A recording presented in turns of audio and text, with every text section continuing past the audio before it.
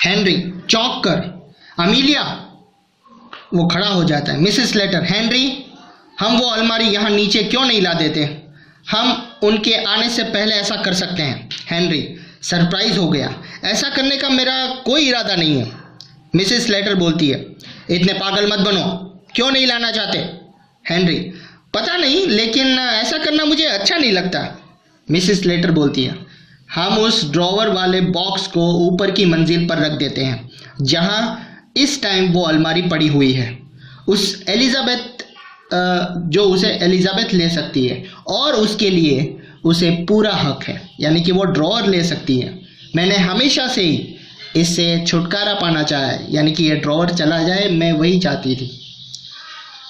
वो ड्रॉवर वाले बॉक्स की तरफ इशारा करते हुए ये सब कहती है। हेनरी बोलता है, मान लो जब हम ऐसा कर रहे हो और वो लोग आ गए तो? मिसेस स्लेटर, मैं बाहर वाले दरवाजे पर लॉक लगा दूंगी। अपना कोट उतार दो हेनरी, हम इसे बदल देते हैं। मिसेस स्लेटर बाहर का दरवाज़ा बंद करने के लिए बाहर चली जाती है। हेनरी अपना कोट उतार देता है। मिसेस स्लेटर वापस आ जाती है। मिसेस स्लेटर बोलती है, मैं भागकर ऊपर जाती हूँ और कुर्सियों को रास्ते से हटा देती हूँ।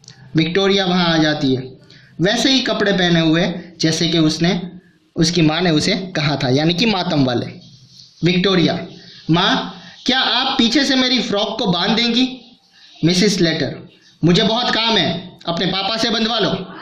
मिसेस स्लेटर भागकर सीढ़ियों से ऊपर को चली जाती है और हेनरी फ्रॉक को पीछे से बांध देता है।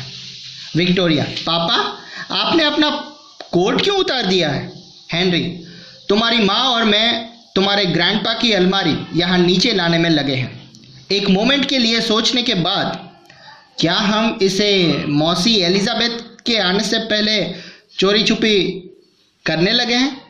हेनरी शॉक्ड हो गया, नहीं मेरी बच्ची, ग्रैंडपा ने मरने से पहले ही इसे तुम्हारी माँ को दे दिया था। विक्टोरिया ने कहा, आज सुबह?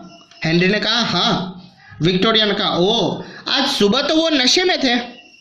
हेनरी, खामोश, तुम्हें ऐसा कभी नहीं कहना चाहिए था कि वो नशे में थे, सुना तुमने?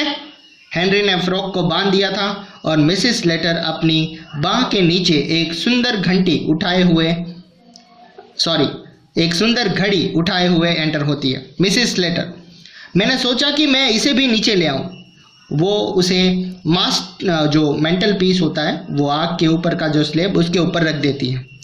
हमारी घड़ी किसी काम की नहीं है और ये मुझे हमेशा से ही अच्छी लगती थी। वो रूम में अलमारी लेने के लिए गई थी और सब कुछ अरेंज करने के लिए गई थी, लेकिन वहाँ उसे एक घड़ी पसंद आ गई, वो भी उसने ले ली। विक्टोरिया बोलती है, वो ग्रैंडपा की घड़ी है। मिसेस स्लेटर, हट, चुप कर, अब ये हमारी है, चलो हेनरी अपनी साइड से उठाओ। विक्टोरिया, इस घड़ी और अलमारी के बारे में अपनी मौसी से एक भी वर्ड मत बोलना, समझ गई तुम? वह दरवाजे में से ड्रॉवर वाला बक्सा उठाकर बाहर ले जाते हैं। विक्टोरिया अपने आप से बात कर रही है, मुझे लगता था कि हम इसे चुरा रहे थे। थोड़ी देर रुकने के बाद वहाँ बाहर के दरवाजे पर एक शार्प नॉक, एक तेज दस्तक सुनाई देती है। मिसेस स्लेटर, हेनरी दीवार से बचकर चलना। हेनरी और मिसेस स्लेटर बहुत पसीने से लथपथ और लाल हो गए हैं और लड़खड़ाते हुए अंदर आते हैं। एक काफ़ी पुरानी अलमारी उठाए हुए, जिसमें एक ताला लगा हुआ है, डेस्क बना हुआ है, वो उसे उसी जगह रख देते हैं जहां पर ड्रॉवर वाला बॉक्स पड़ा हुआ था और सजावट की बाकी चीज़ें ठीक तरह से रख देते हैं। दस्तक की आवाज़ फिर से सुनाई देती है, यानी कि नॉक फिर से होता है। मिसेस स्लेटर, बाल बाल बचे विक्टोरिया, दरवाज़ा खोलो। अब हेनरी अपना कोट पहन लो। वो इसमें उसकी मदद करती है कोट पहनने में। हेनरी बोलता है, क्या हमने दीवार पर से बहुत ज़्यादा प्लास्टर उखाड़ दिया अलमारी को लाते वक्त?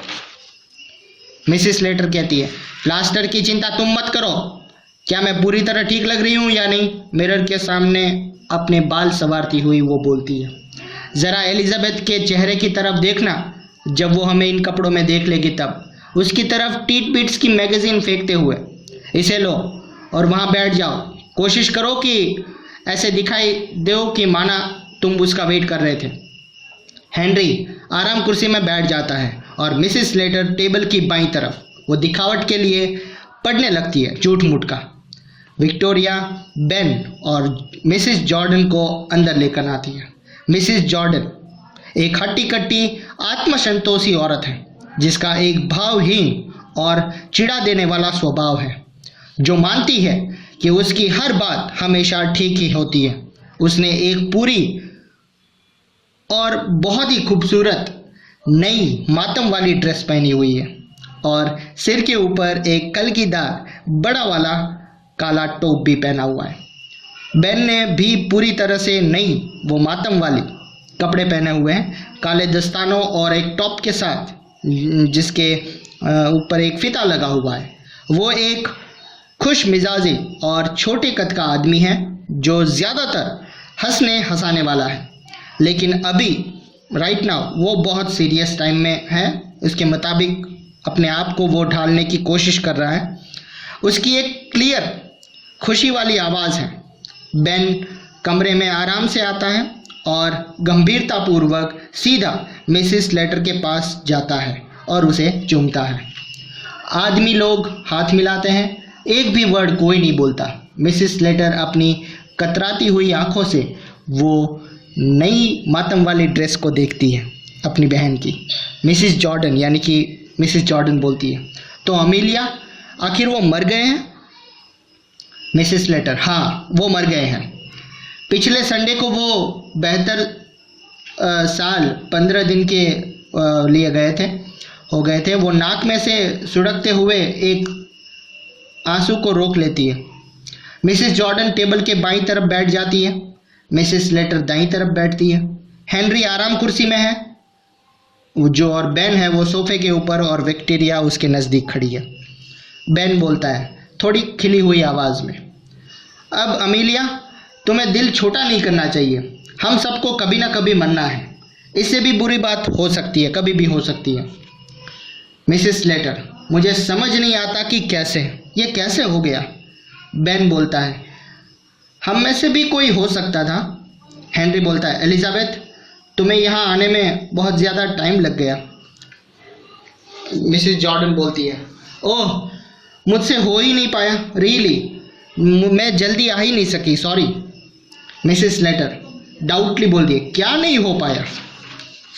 मिसेस जॉर्डन, मैं मातम वाली ड्रेस के बिना नहीं आ सकती थी। अपनी बहन की तरफ एक नज़र देखते हुए वो बोलती है। मिसेस लेटर, हमने अपनी ड्रेसेस का ऑर्डर दे रखा है, तुम मानो। तीखी आवाज़ में वो बोलती है मुझे रेडीमेड चीज़ें खरीदना कभी अच्छा नहीं लगता, इसलिए मैं ऑर्डर दे के बनवाती हूँ। मिसेस जॉर्डन बोलती हैं नहीं, जहाँ तक मेरी बात है काली मातम वाली ड्रेस पहनने से मुझे बहुत राहत महसूस हो रही है, और अब तुम हमें इस दुखद घटना के बारे में कुछ शायद बता दो। डॉक्टर ने क्या कहा था? मिसेस लेटर, ओह वो अभी यहाँ नज़दीक में नहीं है। मिसेस जॉर्डन, नज़दीक में नहीं है?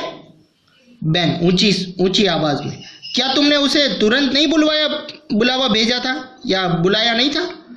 मिसेस लेटर, ऑफ कोर्स बुलावा भेजा था। क्या तुम मुझे पागल समझते हो? मैंने डॉक्टर प्रिंगल को बुलवाने के लिए हेनरी को तुरंत भेज दिया था, लेकिन वो कहीं गए हुए थे। बेन बोलता है तुम किसी और को भी बुलवा लेती थी एलिजा। मिसेस जॉर्डन, अरे हाँ, ये एक बहुत बड़ी गलती हो गई। मिसेस लेटर बोलती है जब वो जिंदा थे तब तो प्रिंगल उन्हें देखा करते थे और प्रिंगल ही उन्हें देखेगा। अब जब वो मर गए हैं तो प्रोफेशनली शिष्टाचार है ये, अब जो मर गए हैं तो वो भी चेक करना मिसेस प्रिंगल की ड्यूटी बनती है। बेन बोलता है ठीक है, अपने काम को तुम बेहतर समझती हो, लेकिन मिसेस जॉर्डन, हाँ ये बहुत बड़ी गलती हो गई, तुम्हें डॉक्टर को बुलावा भेजना चाहिए था। मिसेस लेटर, एलिजाबेथ इतनी पागल जैसी बातें मत करो, एक डॉक्टर भला मेरा क्या फ़ायदा हो सकता है? मिसेस जॉर्डन, ऐसे कई सारे लोगों के एग्जाम्पल देखो जो फिर से जिंदा हो गए हैं जबकि समझ जाता था कि वो जा चुके हैं। हेनरी, ऐसा तब होता है जब वो डूब गए हो, तुम्हारे फादर डूबे नहीं है एलिजाबेथ। बेन मजाक में बोलता है इस बात का ज़्यादा डर नहीं था, अगर वहाँ कोई ऐसी चीज़ थी जिसे वो सहन नहीं कर सकते थे तो वो था पानी, और वो हंस देता है, लेकिन दूसरा कोई नहीं हंसता है। मिसेस जॉर्डन दुखी भाव से, बेन बेन तुरंत चुप हो जाता है। मिसेस स्लेटर चिढ़ते हुए, मुझे यकीन है कि वो रेगुलरली नहाया करते थे, अब मरने की बात छोड़कर वो किसी और बात में लग गए हैं। मिसेस जॉर्डन, अगर वो कभी कोई एक बूंद ज़्यादा पी लेते थे तो हम अब उसके ज़्यादा बात नहीं करेंगे, मिसेस स्लेटर बताती है। आज सुबह फादर यानी कि पिताजी बहुत खुश थे। नाश्ता करने के तुरंत बाद वो अपने इंश्योरेंस की रकम को पे करने के लिए चले गए। बेन, कसम से सचमुच ये एक अच्छा काम है जो उन्होंने किया है।